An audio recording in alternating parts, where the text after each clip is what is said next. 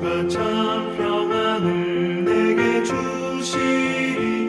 그 손 못자국만 져라. 그 손 못자국만 져라. 그 손 못자국만 져라. 주가 널 지키며 인도하시리. 그 손 못자국만 져라. 8월 20일 화요일 새벽입니다. 오늘 같이 기도하실 말씀은 예레미야 51장 20절에서 32절입니다. 그 중에 24절, 너희 눈앞에서 그들이 시온에서 모든 악을 행한 대로 내가 바벨론과 갈대아 모든 주민에게 갚으리라. 여호와의 말씀이니라. 오늘 말씀도 역시 바벨론의 심판에 대한 말씀입니다. 한때는 하나님께 쓰임을 받았던 나라였지요. 그런데 이제는 하나님의 심판의 대상이 되었습니다. 하나님께 죄를 범하여 심판을 받던 다른 나라들을 징계하는데 쓰임 받았던 그 때가 엊그제 같은데, 오늘은 그들이 심판을 받는 다른 나라와 다를 바가 없게 된 것이죠. 바벨론은 하나님께 지속적으로 쓰임을 받는 나라가 될 수도 있지 않았을까요? 하나님 편에 서 있을 때 그때 어떻게 하느냐에 따라 계속적인 하나님의 사람으로, 하나님의 도구로 쓰임받을 수 있기도 하고, 또한 그렇지도 않을 수 있다는 사실을 오늘 말씀을 통해서 우리가 살펴볼 수 있습니다. 그래서 어떻게 하면 계속 지속적으로 하나님 편에 또 하나님과 동행하는 믿음으로 살 것인가, 이런 것을 찾아보시면서 기도하시면 되겠습니다. 우선 오늘 읽어드린 24절 말씀처럼 모든 악을 행한 대로 갚으신다. 하나님은 행한 대로 갚으신다고 합니다. 원래 이 바벨론은 20절에 있는 표현에 따르면 너는 나의 철퇴다 라고 했습니다. 너는 곧 나의 철퇴, 곧 무기라, 하나님의 도구라, 이런 얘기죠. 바벨론을 시켜서 산산이 부수기도 하고 나라를 망하게도 하였습니다. 바벨론을 시켜서 기마병을 분쇄하고 병거와 병거대를 부순다고 하였습니다. 목자와 양떼들을 부수고 도백과 태수들을 분쇄하는 모든 일을 바벨론을 통해서 하나님께서 하셨다고 하였습니다. 그런데 이제는 그런 하나님의 철퇴요, 하나님의 무기였던 바벨론이 오히려 하나님의 손에 망하게 된다는 것이죠. 하나님의 철퇴라고 하는 것은 하나님이 사용하는 징계의 도구라는 뜻이잖아요. 그래서 우리가 하나님 손에 붙들려 있을 때, 쓰임 받고 있을 때, 영적으로 충만할 때 꼭 기억해야 되는 것이 있죠. 선을 행하다가 악을 행하지 않는 것입니다. 하나님의 철퇴는 선을 위해서 쓰일 때만 철퇴가 될 수 있기 때문이죠.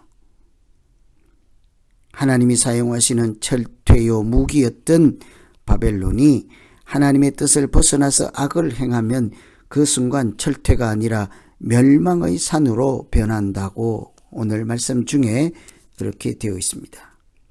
멸망의 산, 하나님의 철퇴, 이 대조적인 표현이지 않습니까?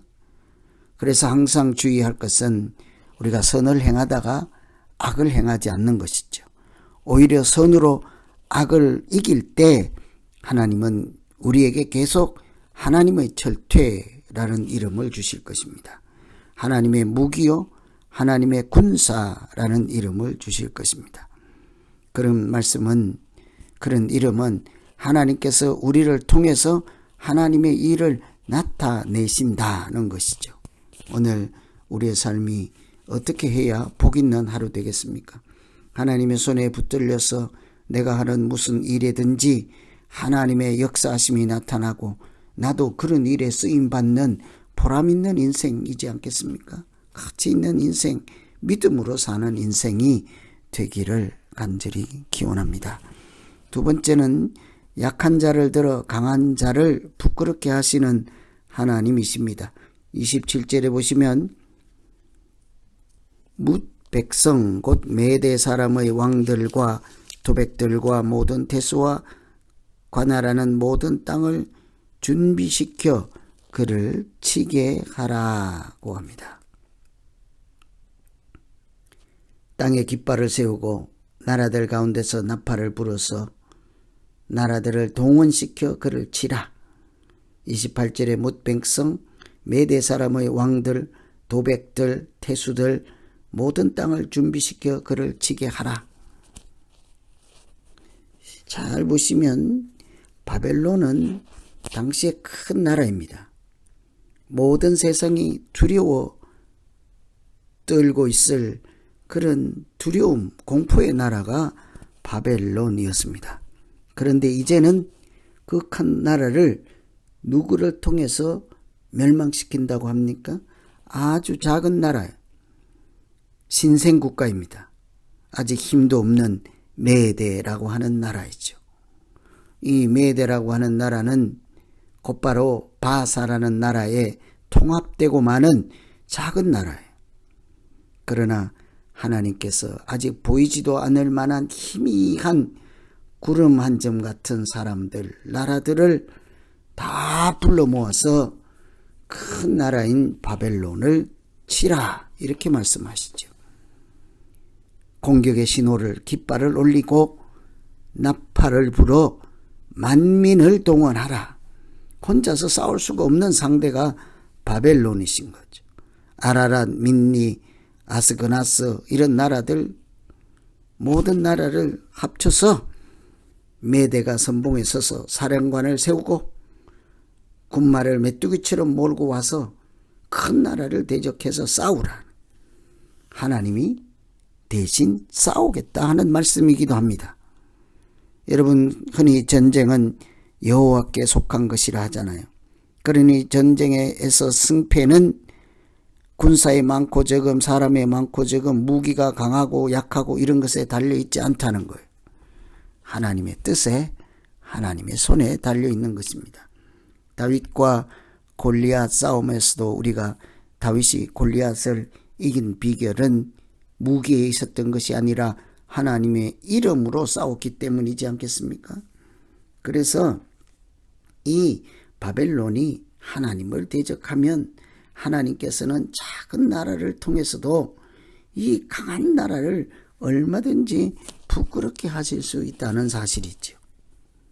우리도 믿음으로 살아갈 때마다 약한 자를 들어 강한 자를 부끄럽게도 하시는 하나님의 뜻을 한순간도 망각하지 않고 놓치지 않는다면 언제든지 무엇을하든지 하나님의 뜻을 힘입어 승리하는 믿음 생활이 되게 하실 것입니다. 그래서 우리가 항상 오늘 이 바벨론 심판의 말씀을 통해서 하나님께서 우리 행동을 달아보시고 행한 대로 갚으신다. 누가 하나님 앞에서 경거망동하겠습니까? 누가 하나님 앞에서 불경건한 인생을 살아가겠습니까? 약한 자를 들어 강한 자를 부끄럽게 하신다는 사실을 우리가 기억한다면 우리가 어떻게 약자를 보고 비웃을 수 있겠습니까? 흠이 있는 사람들을 보고 이렇게 멸치할 수 있겠습니까? 그렇지 않다는 것이죠. 하나님은 얼마든지 오늘은 하나님의 철퇴, 하나님의 무기였지만 내일은 오히려 반대로 멸망의 산이 되게도 할 수 있다는 사실을 기억하며 오늘도 하나님께 쓰임받음으로 행복하고 내가 하는 일마다 하나님의 역사가 나타나서 나도 하나님께 영광을 돌리고 찬송하며 믿음으로 승리하는 날 되기를 기원합니다. 같이 기도하겠습니다. 하나님 아버지, 하나님의 철퇴였던 바벨론, 하나님은 작은 나라들을 불러 모아서 그들로 깃발을 올리게 하시고 나팔을 불게 하여서 바벨론을 이기게 하시는 것을 보았습니다. 하나님, 우리가 언제든지 하나님을 대적하여 하나님 반대편에 서지 않게 하여 주시고 약한 자를 들어 강한 자를 부끄럽게 하신다는 사실을 기억함으로 언제나 강한 자가 되어서 하나님을 대적하거나 약한 자들을 무시하거나 경거망동하는 믿음 없는 사람들 되지 않게 하여 주시고 오늘 또 우리같이 연약한 자를 통해서 세상의 군왕들을 하나님께서 부끄럽게 하심으로 이 땅에 하나님 나라가 세워지게 하시고 많은 사람들로 하여금 영광을 받으시는 날 되게 하여 주시옵소서. 예수님 이름으로 기도하옵나이다.